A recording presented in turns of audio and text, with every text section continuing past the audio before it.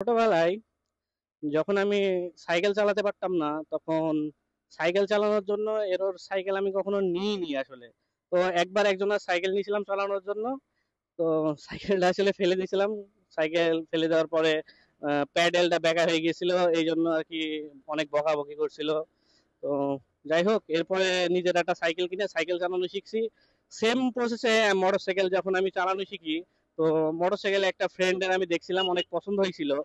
তো মোটরসাইকেল তারটা দেখে পছন্দ হওয়ার পরেও আমি যেহেতু কিনবো এরকম ভাব, তো অনেক বাইকই পছন্দ হইলো, বাট অনেকেই টাল বাহানা করতো, দিত দিত না, মানে চালাতে দিত না, যে একেবারে চালাতে পারে না, এ হয়তো বা পারবে না একেবারে, এই জন্য দিত না। আমিও আসলে নিতে ইচ্ছা বোধ করতাম না, কেননা যদি কোনো অ্যাক্সিডেন্ট হয়ে যায় দুর্ঘটনাবশত, তো সেক্ষেত্রে একটা ইলিগেশন তো অবশ্যই দিতে পারে।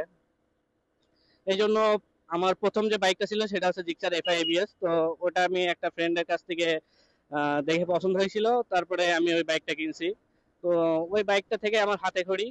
তো অনেকে আছে যারা সাইকেল চালাতে পারে না, মোটরসাইকেল দিয়ে শুরু করে। আবার অনেকে সাইকেল চালানো শিখে তারপরে মোটরসাইকেল চালানো শিখে। আসলে ওইটা বড় বিষয় না। মোটরসাইকেল যখন রানিং থাকে তখন হ্যান্ডেলিংটা অনেক বেশি ইজি হয়ে যায়, এবং অনেক বেশি ইজি আর কি বলা যায় যে মোটরসাইকেল চালানোটা শিখা। তবে যাদের ক্ষেত্রে নতুন আছে তাদের ক্ষেত্রে একটু কঠিন মনে হবে। আমি যেমন সাইকেল থেকে মোটরসাইকেলে আসছি, স্টেবিলিটির দিক থেকে হয়তো বা একটু বেনিফিট পাইছি, যে সাইকেল চালাতে পারতাম, এইটুকুনো কনফিডেন্স ছিল যে মোটরসাইকেলটা চালাতে পারবো।